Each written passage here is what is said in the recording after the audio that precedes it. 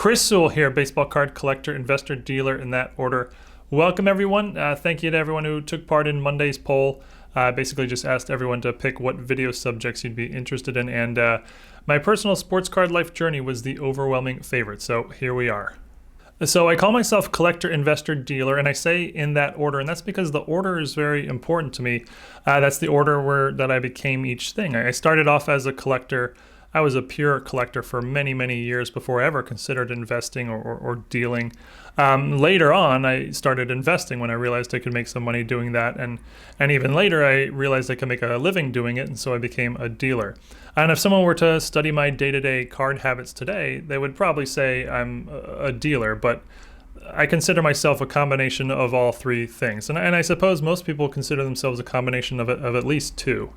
I played a lot of sports growing up. Soccer was always the sport I played most, but I also played baseball, tennis, and basketball. But the first sport I started following was football. I grew up in Maryland, just outside of Washington, D.C., and Washington was a powerhouse team in the 80s. In 1988, when I was 8, they won the Super Bowl, destroying Denver with a team that was just loaded with characters and great stories. I watched that game with my dad. He was not a huge sports fan, but he was sort of a casual one. But that game is still one of my 5 top sports viewing memories of all time, easily. I can still quote you today, play by play, how the second quarter went down, starting off with a Doug Williams 80-yard bomb to Ricky Sanders. In 1988, my dad bought me my first baseball cards, a pack of 1988 Donruss. I pulled a Mark McGwire and a Cal Ripken Diamond Kings in the same pack. My friend Gabe, who knew a lot about baseball, desperately wanted me to trade him the McGwire card. I absolutely refused, even though I had no idea who Mark McGwire was, but I still own that exact McGwire card today. It's sort of my number one dime card. I became obsessed with baseball around this time. Washington didn't have a team, but Baltimore was only about 45 minutes away, so I became a fan of the Baltimore Orioles. They had 2 big stars, Eddie Murray and Cal Ripken, but Murray was traded away in 1989, so Cal Ripken became my guy. I would check the box score in the newspaper every single morning to see Ripken's stat line, even though I already knew it most of the time, having listened to the game on the radio the previous night. At school, all the boys collected baseball cards, and I don't mean like a niche group of kids. I mean like literally all the boys. We would trade cards at the bus stop before school, lunch and recess, and then again after school. I mean, the coolest kid in school was the kid who had the best collection. Dan Produce had both a 1984 Donruss Don Mattingly and a 1986 Donruss Jose Canseco.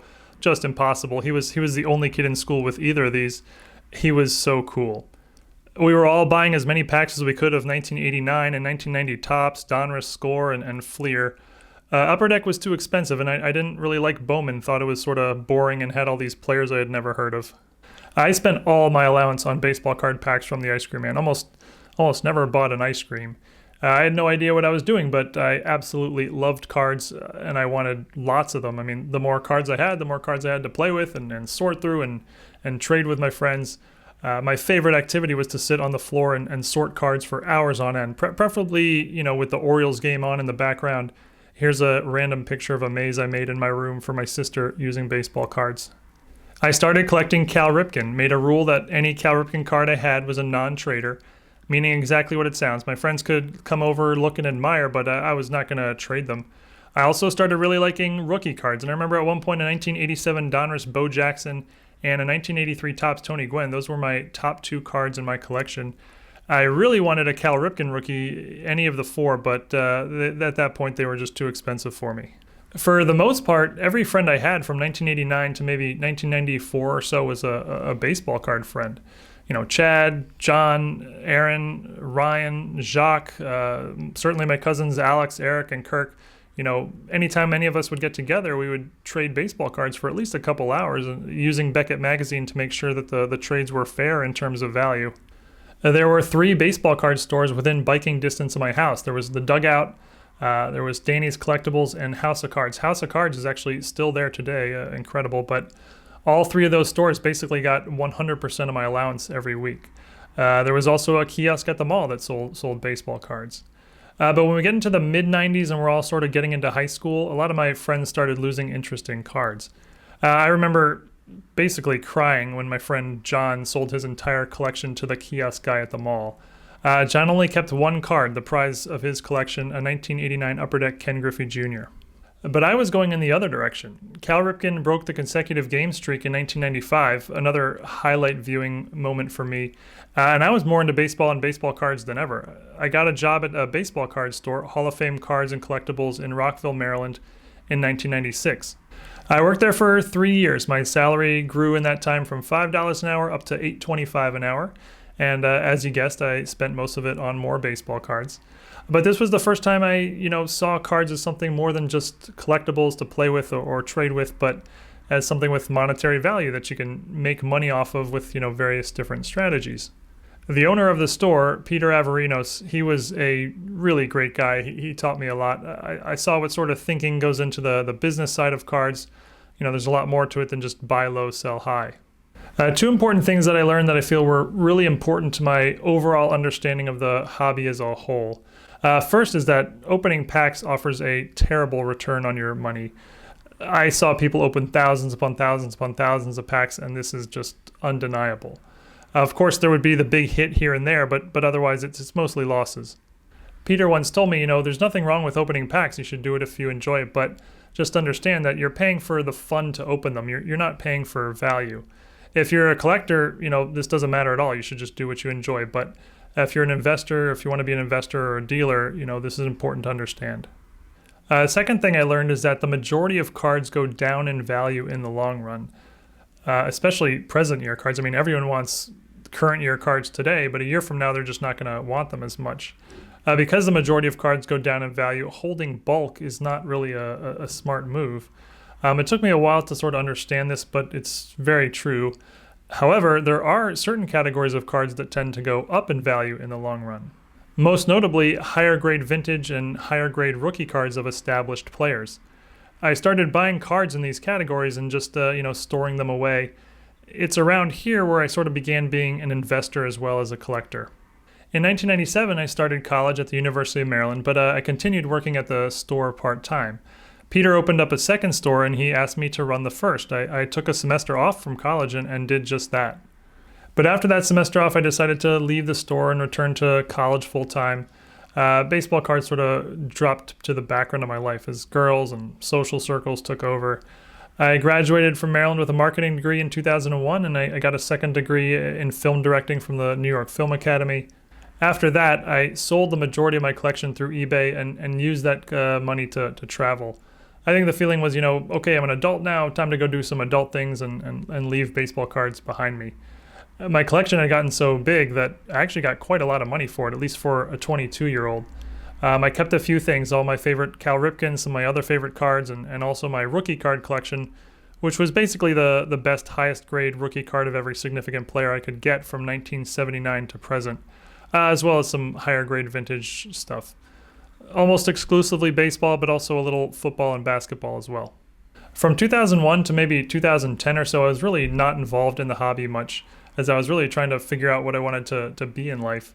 I spent a couple years traveling, basically off the baseball card money, and I got a job as a math tutor and eventually became a high school math teacher. I was teaching algebra and geometry to 9th and 10th graders. Quickly realized that was not my calling. I started a tutoring company of my own, actually did quite well. I had 1.3 full-time tutors and 7 part-time tutors, and I was making pretty good money, but just was not enjoying it.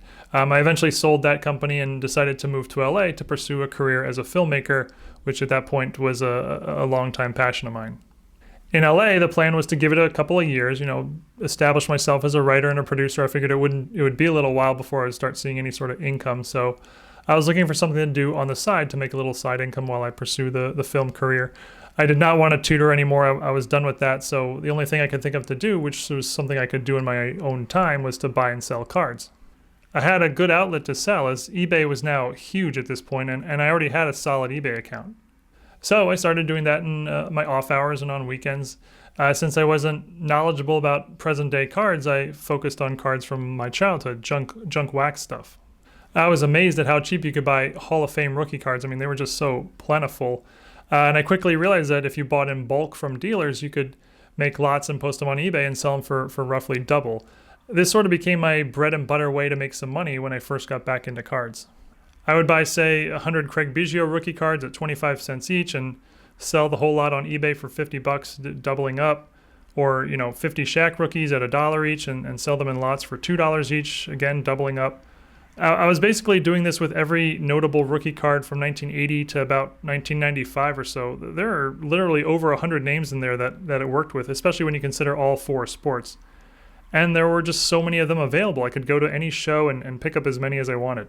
I then extended this into other areas of cards, refractors, common jerseys, common autographs, but basically stuff you could buy in bulk cheap and make lots and sell for more on eBay. I found that bulk vintage worked in a very similar way. I was finding vintage collections on Craigslist that were very unsorted and just a random mix of condition, but I found if I got it at a decent price and resorted it by year and condition, I could make really nice starter sets on eBay that would sell for a lot more than what I paid. So I started doing this regularly as well. Meanwhile, my film dream was actually showing some real promise. I had worked on a bunch of A-list music videos, and I was 20% owner of a sci-fi film project that got optioned at Warner Brothers. It ultimately never got made, but there were some, big-time industry doors opening for me. But the truth is I was really not enjoying the film career experience, and I was loving having gotten back into cards. I found myself, skipping meetings to go to look at Craigslist collections. Every Wednesday and Saturday, I would go to Frank & Son's, a twice-a-week collectibles show, which had maybe 25 sports card dealers. I became friends with some of the dealers there, and they would have cards set aside for me every time I came. The guy on the left is Tim Edmond, a great friend. Him and I did a lot of business together, both buying and selling to each other, but also as partners. My wife at one point said to me, every time you go to a movie meeting, you're stressed and annoyed, but every time you come back from a show with a pile of cards, you're happy and giddy. In 2012, I had a bit of a falling out with one of my film partners, and I just decided to go for it, drop film altogether and pursue cards full time. It was a little bit scary because at the time I was maybe making, a couple $100s a week selling cards. So I had no idea if I could make an actual, full-time living doing it. But it was the best decision I ever made. And it's here where I consider myself to have become a dealer. From 2013 to 2015, I continued to go to Frank & Sons every week, and I expanded my local network of collectors and dealers. I ramped up my Craigslist purchases, and I started going to yard sales looking for deals that way. I made a website and started getting calls from local people who were looking to sell their collection. I started going to the National every year, which probably wasn't worth it financially the first, couple times, but certainly by the third time it was easily worth it. The first year was a struggle, but then quickly it wasn't. By 2014, my one-car garage had become a mini card warehouse. I hired my first employee. In 2015, we moved to a new house with a two-car garage, and I quickly took over that. My dad is a photographer. He made this composite widescreen shot for fun.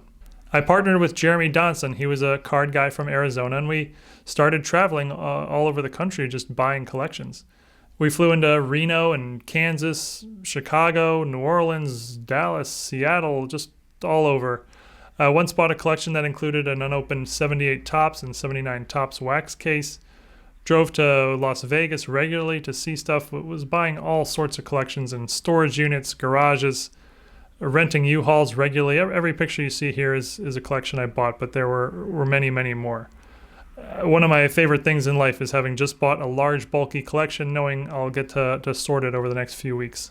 In 2015, we bought a complete 1952 Topps set from an elderly collector, completely ungraded, but generally mid-grade. This was my first 1952 Topps mantle. It's the one in the opening picture with my son. We actually sold the mantle raw and found out later that it graded a 2.5 from PSA. That's actually exactly what we had predicted it would grade. In 2016, we bought a complete T206 set from a gentleman in Reno, Nevada, ungraded. And when I say complete, it was missing Honus Wagner and Eddie Plank, but everything else was there. This is the only picture I still have from the set, but you can see all four Ty Cobbs as well as Hall of Famers Eddie Collins, Fred Clark, etc. We graded roughly 350 cards and did extremely well.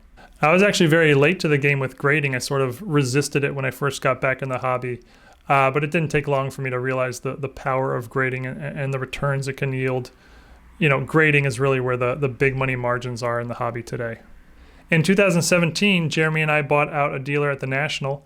Goodfellas Sportscards just bought his entire booth outright. We were total ballers. It was a vintage booth, just absolutely loaded. Included another 52 mantle, tons of vintage goodies.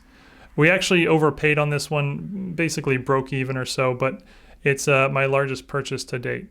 From 2015 to 2018, I was a real player in the hobby. At one point, I had over 100,000 listings on eBay and Beckett Marketplace, and I was shipping out 50 to 100 packages a day. I had 2 full-time employees and 4 part-time employees. My eBay store was just completely loaded. I had lots, sets, modern, vintage, graded singles, raw singles, high-end, low-end, just everything you can think of. In this time, I started ramping up my long-term investment collection. I continued with high-grade rookies, but I started going back from 1979 and went all the way back into the 1800s. I basically tried to get one high-grade rookie card of every relevant player, modern and vintage. And that's really what my personal collection is today, along with a few of my favorite cards from my childhood and those Cal Ripken rookies I could never afford. At the end of 2018, my wife was offered a job in the Netherlands, and we decided to move here for 2 to 3 years. I sold a chunk of my inventory and put the rest of it in storage in LA.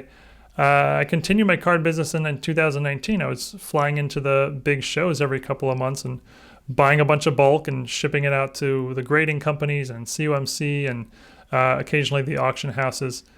This picture here is a one-day purchase from the 2019 Philadelphia show, spread out on my hotel bed. I also kept my eBay store open from the Netherlands, but it wasn't very efficient as shipping costs are very high to the US and shipping times are very slow, so a lot of buyers complained. COMC became very important to me as it allowed me to wheel and deal from Europe without the shipping hassle. In 2020, everything was shut down. The card shows were all canceled. Flying wasn't a good idea anyway.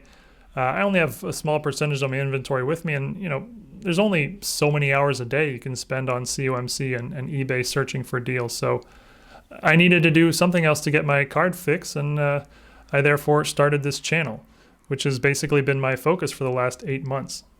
And unless there's some unforeseen turn of events, I plan to make sports cards my career for the rest of my life. So that's it, my personal journey with sports cards. Hope you guys found this interesting. Feel free to leave comments if you have any follow-up questions or anything like that. If you guys really like this, I could share stories about some of my largest purchases I made, how the deals went down. There's some really bizarre ones there for sure. Thank you everyone again for voting and watching, and stay safe and stay healthy, and see you again real soon. Thanks, guys.